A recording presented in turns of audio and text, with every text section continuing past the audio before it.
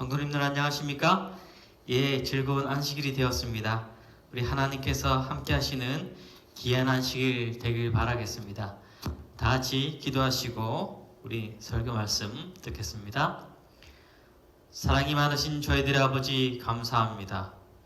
오늘도 이 시간에 각처에 있사오나 성령님 함께 하여 주셔서 우리의 마음이 하나로 모아지게 하여 주시고 말씀을 통하여 주님께서 들려주시는 귀한 음성에 응답하고 화답할 수 있도록 인도하여 주시옵소서. 우리의 마음과 우리의 정성을 주님께 드리겠사오니 주여 받아주시고 감사로 주님께 영광 돌리는 귀한 주님의 물이 되게 하여 주시옵소서. 우리 그 주 예수 그리스도 이름으로 기도드렸습니다. 아멘. 감사합니다. 우리 성도님들 지금 세 번째 안식일을 영상으로 보내시고 또 각처에서 보내시는 줄로 믿고 있습니다. 이 사태가 언제까지 갈지는 잘 모르겠습니다. 왜냐하면 점점 더 번져가고 있으니까요.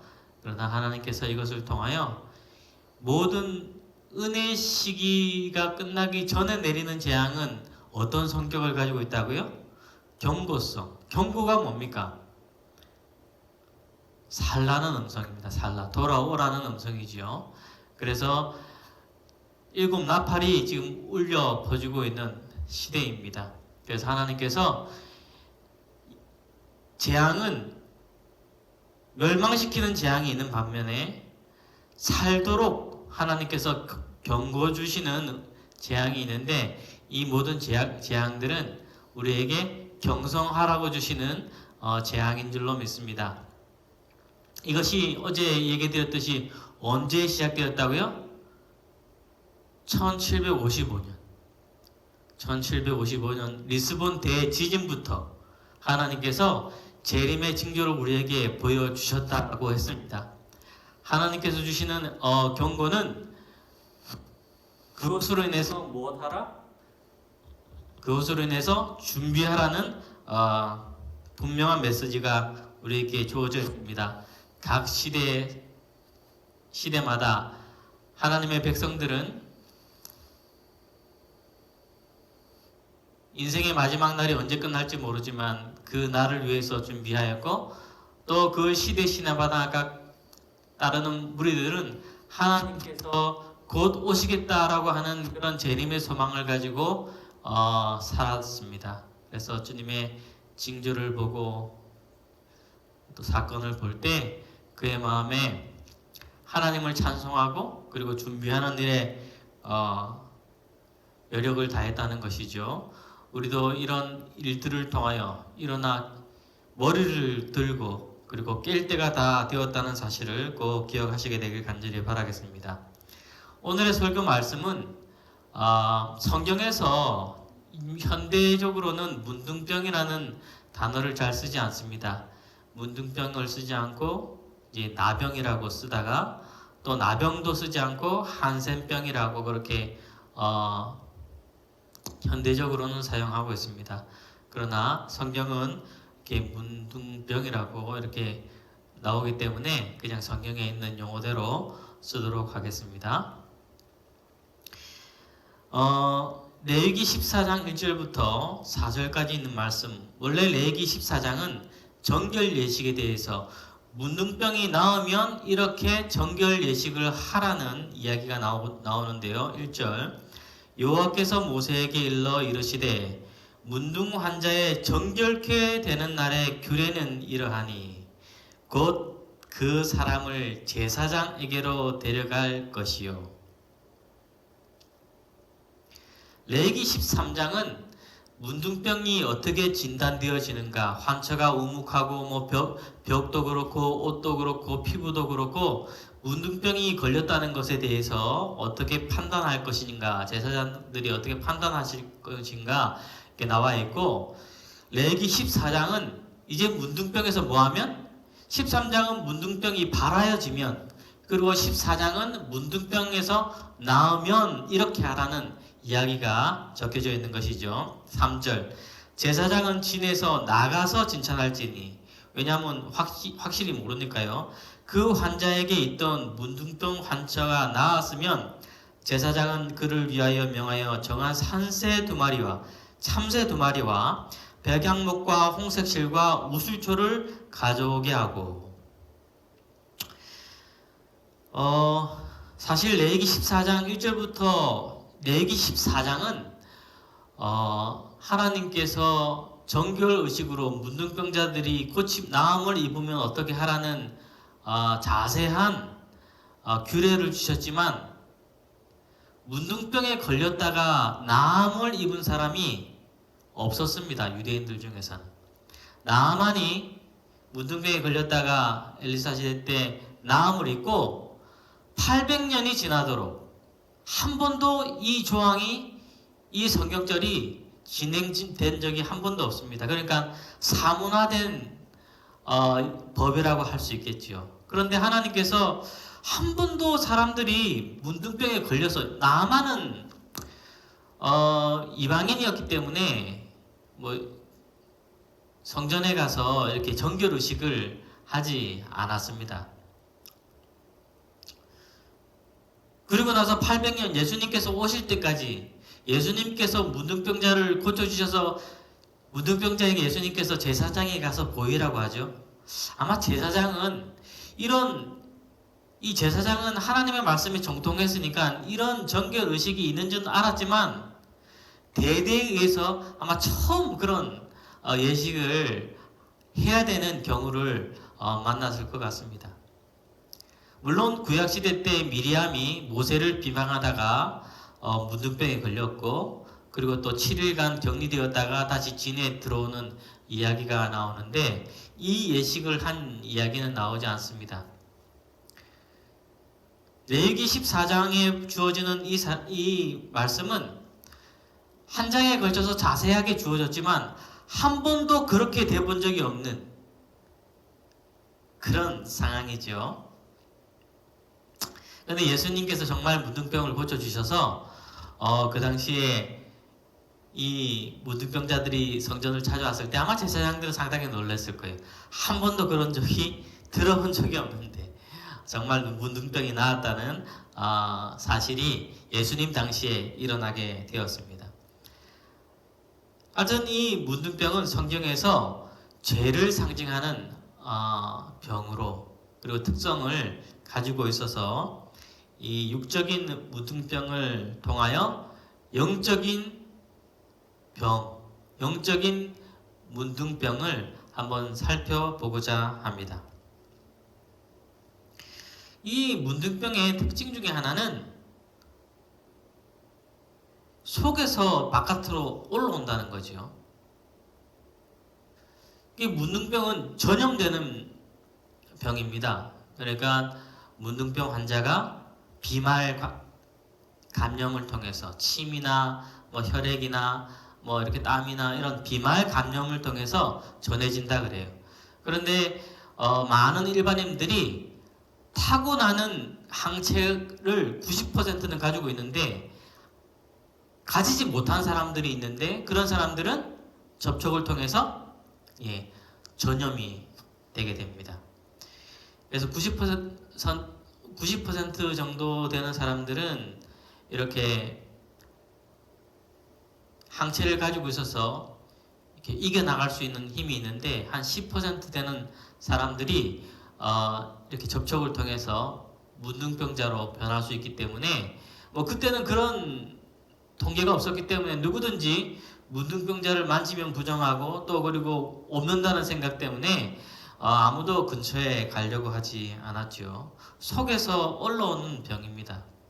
그런데 지금까지도 밝혀지지 않은 것이 있는데요. 이 문둥병은 치료가 되었습니다. 치료가 되었는데 1940년에는 설포젠이라는 것을 사용해서 어느 정도 효과가 있다는 것을 알게 되었고, 그리고 완치는 1983년에 종합화학요법으로 완치 선언을 하였습니다. 그러니까 3가지의 약물을 동시에 투여해서 이 화학적 반응을 통해서 완치가 된다고 했는데, 초기 때 그것을 잡아야 하는 것이죠. 그래서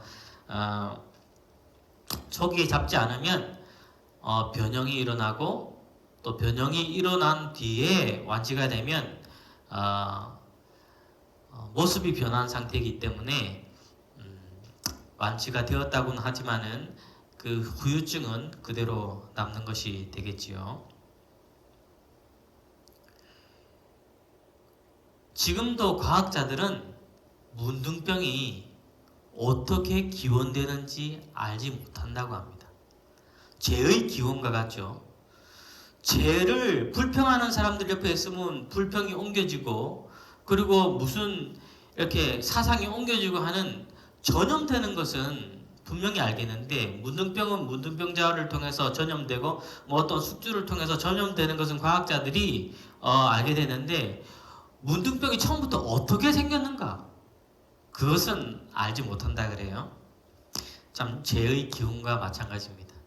자, 무에서 유가 일어난 것처럼 이 속에서 모든 구멍을 통해서 번져져 나오는 이 문둥병의 독소가 처음에는 어떻게 시작되었는가?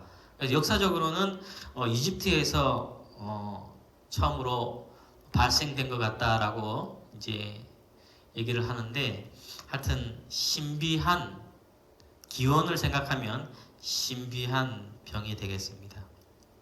이 문둥병은 세 가지 형태의 죄의 모습을 상징하고 있는데요. 첫 번째, 죄의 행위입니다. 외관상 잘못이 드러나는 어떤 죄의 행위, 죄죠. 계명을 범했을 때나 거룩한 성물을 범했을 때, 그리고 율법에 의하여 드러난 그런 죄의 행위적 요소가 형태로 존재하고요.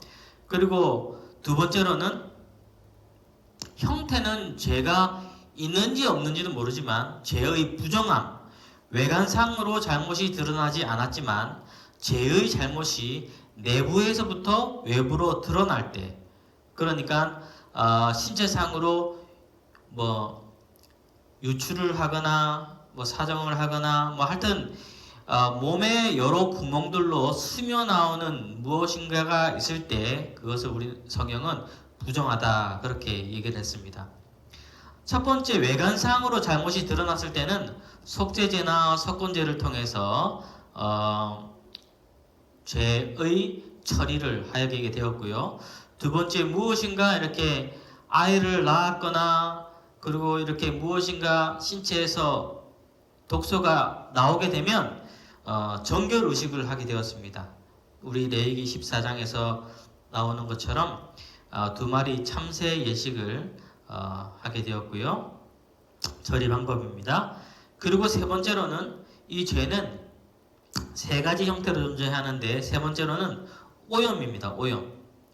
외관상의 접촉으로 인하여 부정의 정가, 그러니까 시체나 뼈나 부정한 사람이나 부정한 사물과 접촉하게 되면 부정하게 됩니다. 그래서 민수기 19장 22절에는 부정한 자가 만진 것은 무엇이든지 부정할 것이며 그것을 만지는 자도 저녁까지 부정하리라. 그래서 이 저녁에 붉은 암송아지 재를 섞은 물을 뿌림을 통해서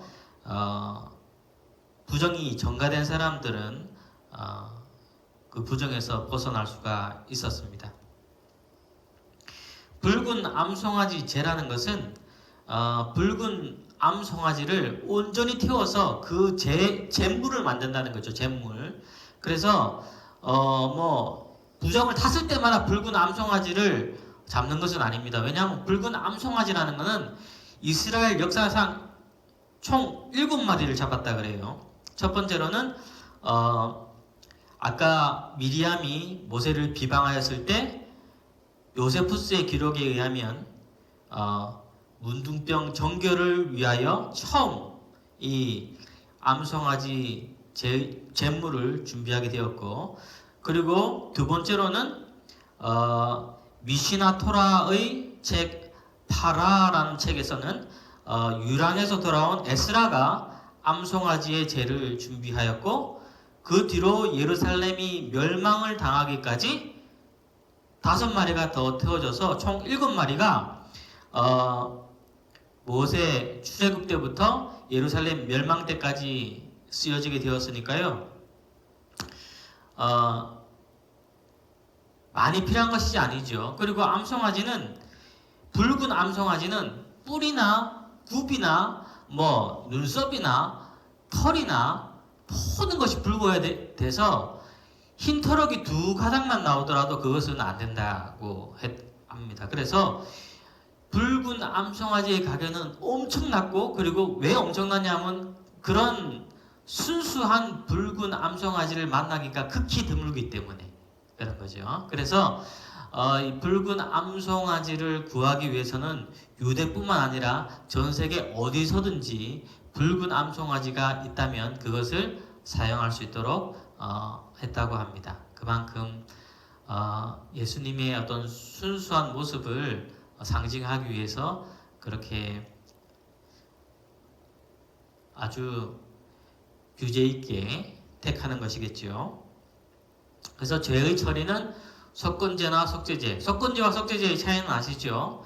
우리 속건제는 의식적인 범죄를 했을 때, 속죄제는 부재 중에 죄를 범할 때. 그러니까 이 속죄제가 속건제를 포함한다라고 할 수가 있겠죠. 그리고 두 번째, 이 유출로 인하여 부정한 것에 대한 것은 잠새 2마리 정결 예식을 통해서, 그리고 정가 부딪혀서 뭐 어떻게 죄가 오염되는 것들은 붉은 암송아지 제물을 통해서, 뿌림을 통해서 부정해서 나오게 되었습니다. 우리도 사실은 이 3가지 형태를, 죄의 형태를 계속해서 영적으로 구별해야 될 줄은 믿습니다. 율법에 반하여서 몸에, 눈에 보이는 외관상으로 보이는 죄뿐만 아니라 내 심령 속에서 일어나오는 분노, 그리고 용서하지 못함, 그리고 내 심령 속에서 다른 사람을 시기하고 미워하는 그런 것들이고요. 그리고 또 하나는 기가 얇아서, 그리고 내 이익에 맞춰서 이렇게 다른 사람들과 이렇게 결합하고 그리고 동조하는 그런 죄의 모습이 있는데요. 우리 하나님의 십자가를 따르는 모든 사람들은 이 3가지의 죄의 형태에서 벗어나야 할 줄로 믿습니다. 우리는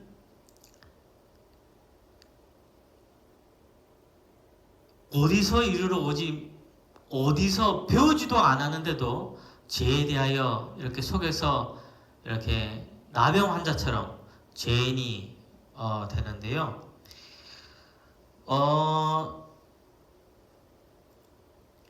지금 이 동물은 아르마딜로라는 동물인데요. 요번에 코로나 때 중국 연구진이 발표한 건데, 코로나 숙주는 박쥐인데 중간 숙주로 이 아르마딜로를 지목하고 있고, 중국 사람들이 보양식으로 이것을 너무 많이 잡아먹어가지고 보호 개체로 지정이 되었다고 해요. 그래서 아마 또 이것을 뭐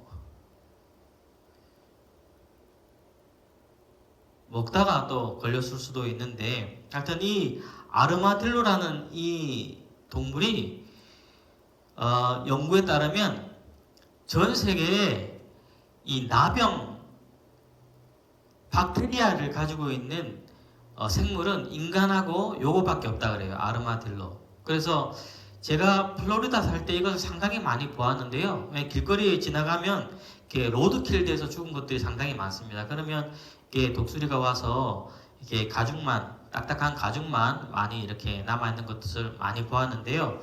2015년에 뉴스에 보니까 플로리다 주정부에서 이것을 만지지 말도록 그렇게 얘기를 하면서 이 나병 박테리아는 몇 년이 걸리고 몇 십 년이 걸려서 그 병이 나타날 수 있다 그래요. 이 발병되지 않는 기간이 몇 년에서 몇 십 년이 되기 때문에 혹시 이것이 나병과 너무 길기 때문에 기간이 확실하진 않지만 이 나병과 연관이 있을 수 있으므로 임산부들이나 어린아이들은 아르마딜로 동물을 만지지 말라고 하는 그런 신문 기사를 보게 되었는데요. 여기서도 이 문둥병 박테리아가 이렇게 사람에게 전해지는데 이것이 아르마딜로에서 일 수 있다라는 그런 내용이죠. 문둥병 증상은 세 가지로 나눌 수 있습니다. 문둥병은 고대 질병 중에서 가장 무서운 질병이었고 한 번도 나았다는 그런 성경에서 하나님의 은혜로 하나님의 전능하심으로 나은 것 말고는 나았다는 기록이 나와 있지 않아요. 문둥병자의 증상은 세 단계로 나눌 수 있는데 첫 번째로는 결절. 결절이라는 것은 무엇이냐면 이렇게 피부에 이렇게 튀어 올라오는 겁니다. 튀어 올라오는데 그냥 튀어 올라오는 것이 아니라 뭐 분홍색을 띈다든지 뭐 노란색을 띈다든지 색점이 있는 것이 튀어 오르는 거예요. 그러면서 그것이 오른 만큼 다시 깔아앉으면서 희고 살이 문드러지는 그런 난육의 특징을 가집니다. 그러니까 결절 후에 난육, 그리고 난육이 더 진행되면 이제 말초신경이 사라지고 무감각한 상황이 벌어지게 되어서 죄의 모습과 똑같은 것이지요. 이 죄는 처음에는 돌출되고 그리고 이렇게 얼굴에 나타나 보이지만 신앙이라는 가면을 쓰고 경건의 연습을 외양전 연습을 통해서 이것이 욱하는 모습이 보여지진 않지만 더 은밀하게 제사를 파고드는 그런 두 번째 영적인 죄의 단계가 있습니다. 어떤 사람이 무섭습니까? 우리가 지금 코로나가 왜 퇴치를 하지 못하고 이렇게 무서워합니까? 보이지 않기 때문에. 보이면 좋은데 보이면 좀 예방할 수 있는데 보이지 않으니까. 이 죄도 마찬가지죠. 처음에는 서툴러서 죄의 모양이 보이게 하는 사람도 있는데 신앙을 가지면 하면 할수록 참 더 유연해져서 이것이 보여지지 않고 오히려 이제 속으로 함몰되는 그런 겸손한 모습을 띠면서 제가 반상순 장로님 그 조사심판에 대하여 그리고 우리 교회에 잘못됐다는 점을 지적하는 내용을 제가 오기 전에 보면서 네 가지 딜레마 우리 네 가지를 지적하셨는데 네 가지에 대한 반론을 적었어요. 반론을 혹시 잊어먹을까봐 하신 말씀 밑에 내가 반론을 적고 했는데 75년 동안 재림교인이었다고 스스로 얘기는 합니다. 그리고 반내연 목사님이 정말 우리 교회에서는 입지적인 그런 목사님이시잖아요. 그런 가면 밑에서 보여지지 않는 독소를 품고 있는 것을 보면서 참 마음으로 얼마나 답답하고 마지막 때에 밤중 소리에 그 힘을 잃어버리게 하는 내용을 보면서 조사심판을 비판하는 모습과 그리고 엘렌 G 화이트를 인정하지 아니하는 모습과 성화를 인정하지 아니하는 그런 모습들을 보면서 하나님께서 고귀하게 보이는 사람을 통하여 하나님의 사업에 문둥병, 나병과 같은 그런 문드러짐의 독소가 흘러 들어가는구나 그렇게 생각을 하게 되었습니다. 네 가지 다 저는 반박할 수 있어요. 그러나 우리 반상순 장로님은 서울대학교 종교학과를 나왔거든요. 36대 신학과를 가셨다가 이제 오강남 교수님이나 그리고 우리 방상순 교수님 같은 경우는 36대 신학과를 나오셨다가 서울대 종교학과를 또 다시 나오셨죠.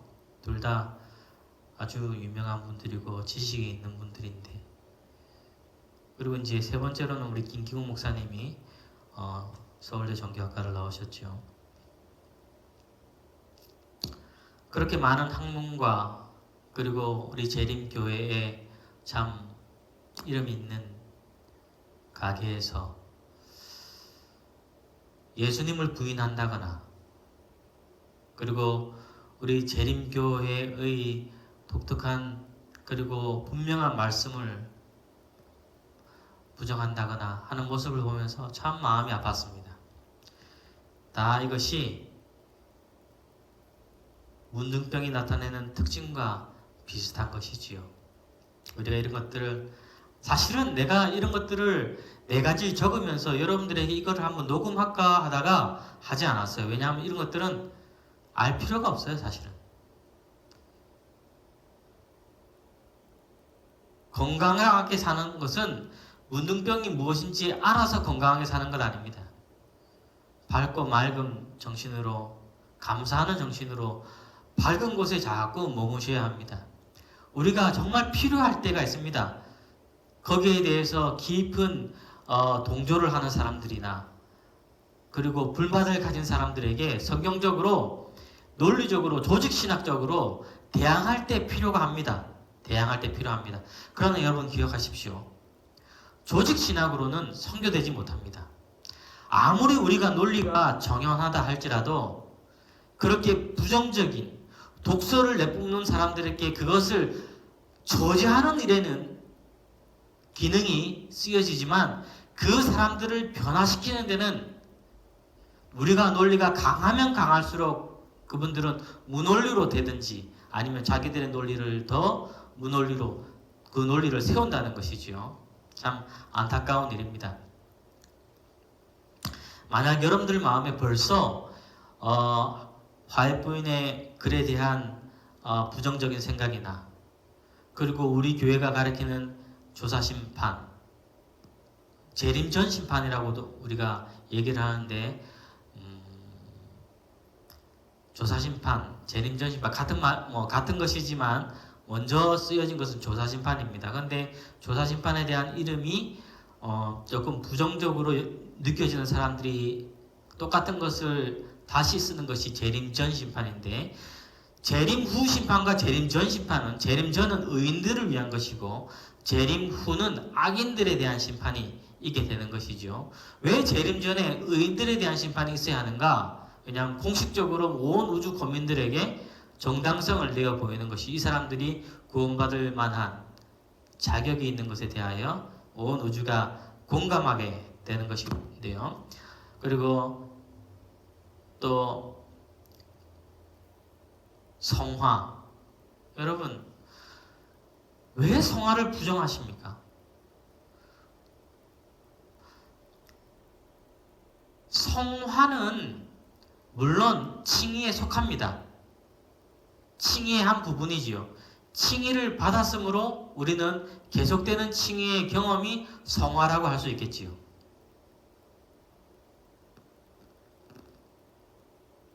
성화는 하나님께 거룩한 이에게 화하는 나아가는 방향적 표시이지 얼마나 성화되었나, 얼마나 완전하냐, 위치적 표현이 아니라는 사실을 기억하십시오. 너 성화되었니? 성화되었니를 했을 때는 여기에 성화되었는지, 여기에 성화되었는지, 여기에 성화되었는지 자꾸 위치를 물어보시는데, 성화는 이제 십자가 강도처럼 이제 예수님을 만난 사람이 주님을 향해서 이 방향을 보고 있거나, 바울 같은 사람들이 또 회심을 해서 이 방향을 보고 있거나, 하나님을 거룩한 이를 바라보는 방향적 표현이지, 너 위치가 어디냐, 얼마큼 회개했니, 얼마큼 완전하니, 이것이 성화의 표현이 아닙니다.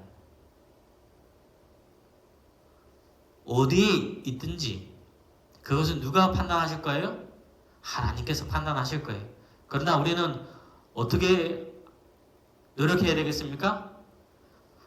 하나님의 십자가, 하나님의 보좌 방향으로 계속해서 한 발자국 한 발자국.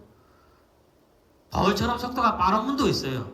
그러나 속도가 늦은 분도 있습니다.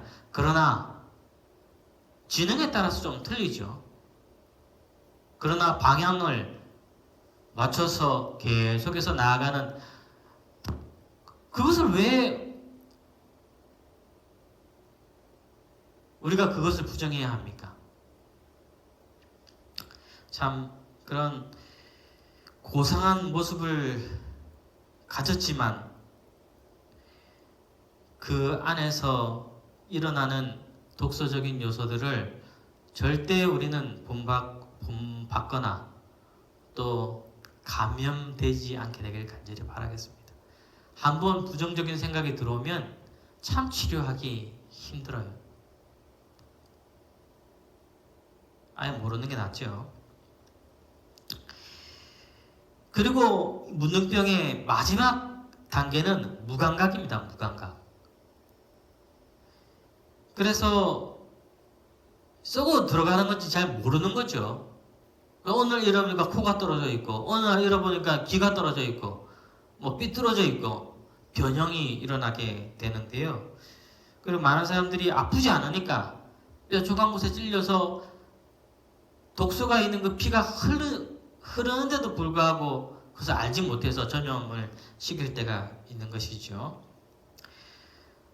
제가 책을 가지지 않았는데 마음을 안 가졌는데요. 우리 하딩 박사님이 쓰신 그리스도 중심 성서론에 보시면 469페이지에 보시면 문둥병의 특징이 있는데요. 이 문둥병은 거칠어진다는 거예요. 이 박테리아가 폐나 이 목이나 다 영향을 줘서 숨소리도 거칠어지고 그리고 이 생각도 거칠어지고 상당히 거칠다는 겁니다. 또 말초신경이 파괴됐기 때문에 아프지가 않으니까 좀 행동이 이렇게 조심스럽지 않고 이렇게 거칠어지는 면이 있습니다. 무감각에 대해서는 제가 조금 이따가 다시 얘기 드릴 거고요. 그래서 머리도 회색으로 변하게 되고 목소리도 상당히 거칠게 되고 피부도 거칠게 되고 행동도 거칠게 되고 그래서 실제로 안동에 우리 한국의 가장 큰 한센병 환자 집창촌이 있습니다. 나병 환자촌이 한센촌이 있고 발음이 잘 안 되는데요. 이게 나병촌이 있는 거죠.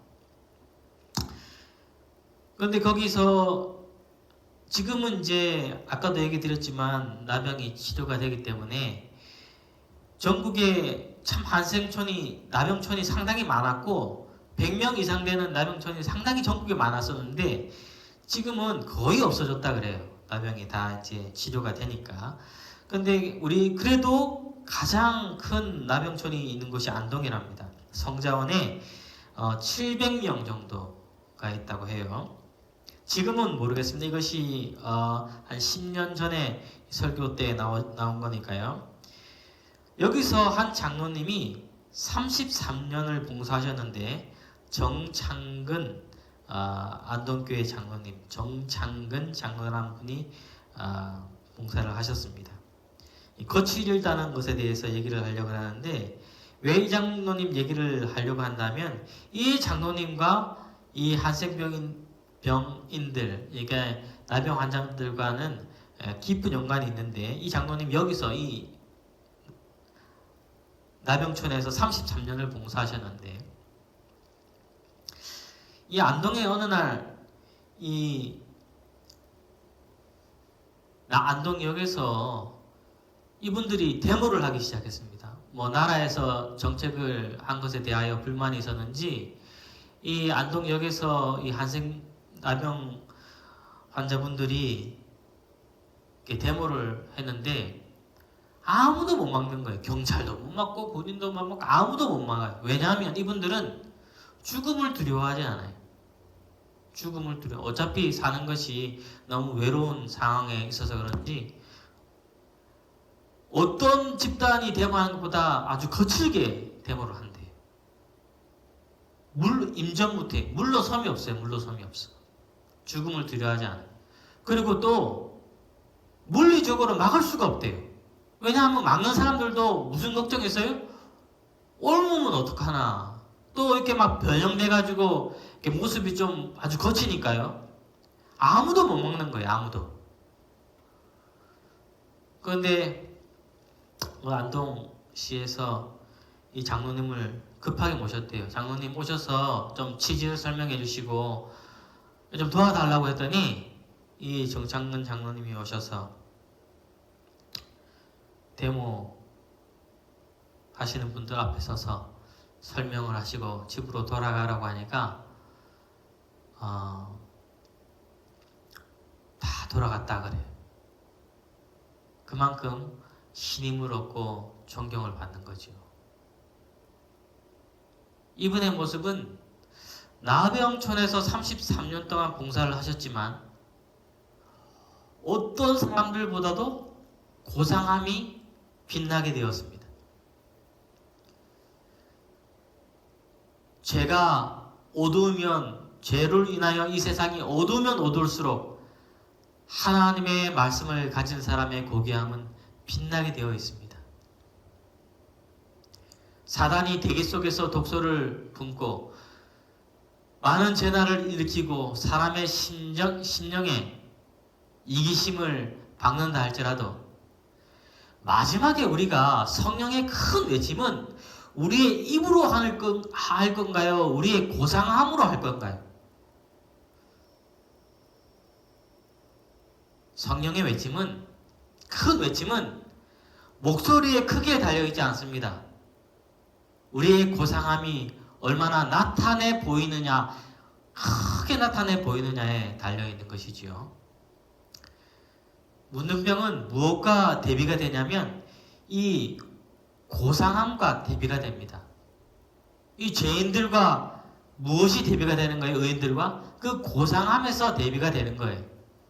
그래서 엘렌 G. 화이트이 가장 쓰기 좋아하는 표현은 고상함입니다. 고상함. 영어로는 노블이죠. 노블.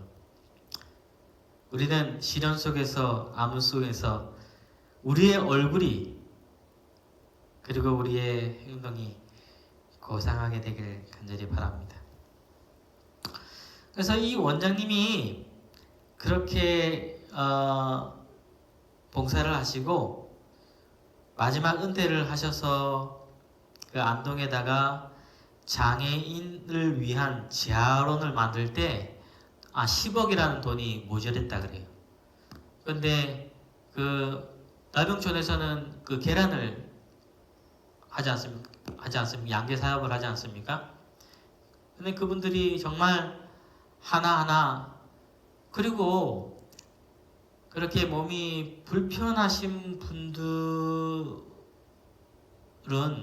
더 돈에 대하여 아주 참 집착할 수 있는데, 또 10억을 그 장로님이 하신다는 것에 대해서 이렇게 쾌척을 했다 그래요. 그리고 또 다른 이야기가 있는데, 안동 금은방 회장집에 4인조 강도가 들었대요. 강도가 들었는데 이 아내랑 딸이 이렇게 잡혀가 있고, 나중에 이 회장이 이제 집에 들어오면서 그 사실을 알게 돼서 얘기를 했대요. 아이, 우리 딸은 지금 시집을 가야 하니까 딸은 건들지 말아달라고 그렇게 얘기를 하고 부탁을 했는데 참 말이 먹히지 않더래요. 근데 이제 그 얘기가, 그런 얘기를 하면 안 된대요. 왜냐하면 이게 소문이 나면 시집을 못 가니까 오히려 더 이제 범행 동기가 되는 거죠. 그러면 신고를 못 하니까.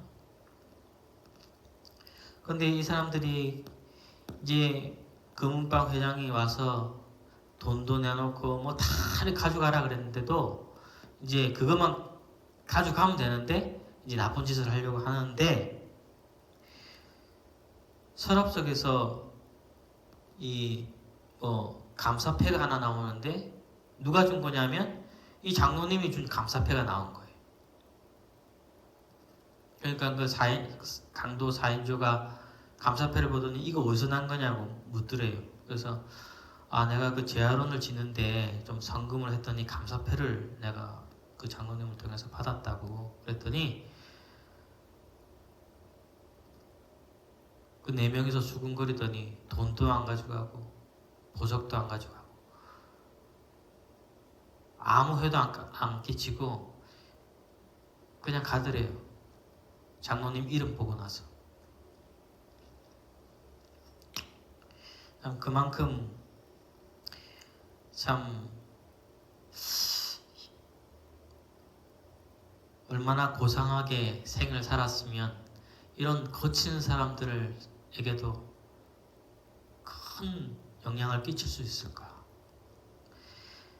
이 장로님이 33년 봉사 후에 그 나한자촌의 명예원장으로 있으면서 마지막 남긴 글에 이렇게 얘기했대요. 미안합니다라는 얘기를 이렇게 미안합니다, 고맙습니다. 33년을 같이 있었는데 한센인이 되지 못하여 죄송합니다. 다미안 신부는 한센병에 걸려 죽었는데 나는 그러지 못해 미안합니다. 손양원 목사님, 우리 집 손양원 목사님은 한센인의 고름을 빨았다는데 나는 그러지 못해 미안합니다. 이분이 이비인후과 이제 의사님인데요. 이 한센 병인들은 이비인후과 진료가 가장 많다 그래요. 왜냐하면 귀가 떨어져 나가고 코가 떨어져 나가고 하기 때문에 이비인후과 진료가 가장 많은데 그렇게 봉사하시다가 이렇게 은퇴를 하셨다고 합니다. 참 거친 세상에서 하나님을 믿는 믿음 안에서 이렇게 고상해질 수가 있는 것이지요. 우리는 이런 고상함을 목표로 우리가 나아가야 될 줄로 믿습니다. 아까 얘기 드렸듯이 한센병의 가장 큰 특징은 마지막 특징은 무감각이라는 건 무감각. 지금 이때 우리가 깨어나야 되고 그리고 일어나야 될 죄의 특성 중에 하나입니다. 지금 내 증인이 되라. 이것은 제가 적은 것이 아니라 어느 목사님이 저한테 보내준 파워포인트인데 그 파워포인트를 열어보면서 제가 깜짝 놀랐어요. 이 파워포인트를 본 적은 기억이 나요. 2014년에 보냈습니다.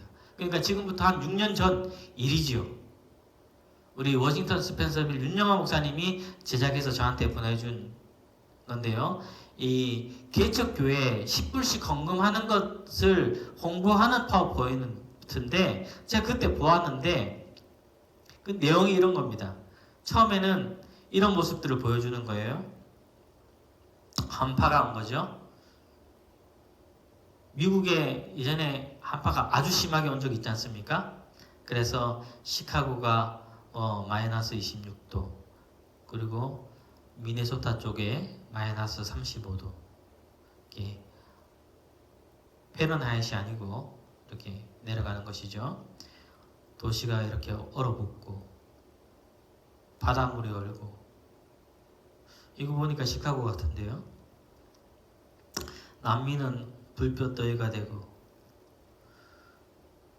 북미는 마이너스 40도, 남미는 영상 50도. 2014년에 보낸 거예요. 2014년. 허리케인 카트리나 사진이죠. 홍수가 나고 죽은 2,000명이 죽고 허리케인 샌디 때 모습이고 홍수가 나고 화재가 나고, 홍수하고 화재는 같이 옵니다. 물하고 불인데 동시에 일어나는 거죠. 리스본 대지진 때도 마찬가지죠. 홍수가 휩쓸고 지나가지 않은 곳은 화재로 다 이렇게 파괴가 되었습니다. 샌디 때 이야기인 것 같아요. 사재기 하는 모습이죠. 그리고 재림을 위해 어떤 준비를 하고 있는가라고 하면서 10불씩 헌금해서 개척교회를 도와야 된다. 그 내용을 보내준 겁니다. 제가 이때는 그런 재난의 사진을 볼 때 무감각했어요.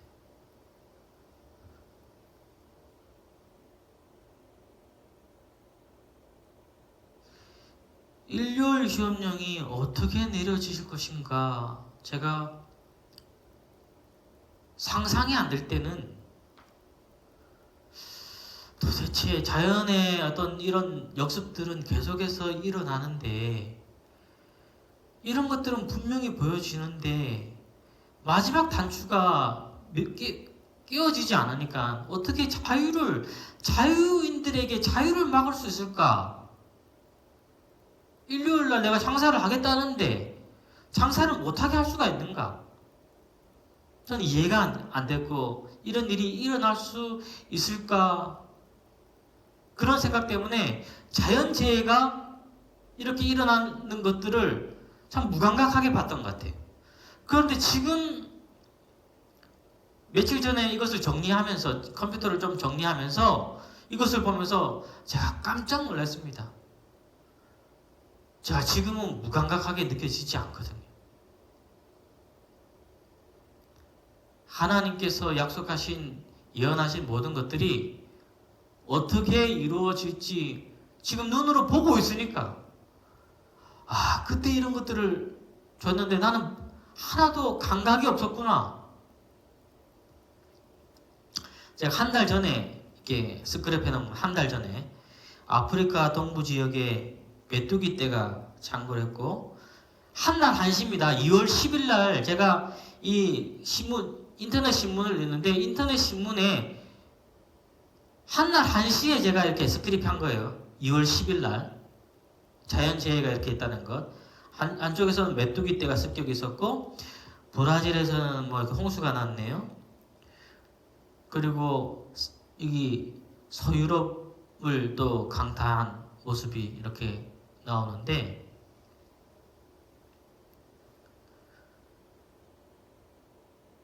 참 무감각했던 것 같아요.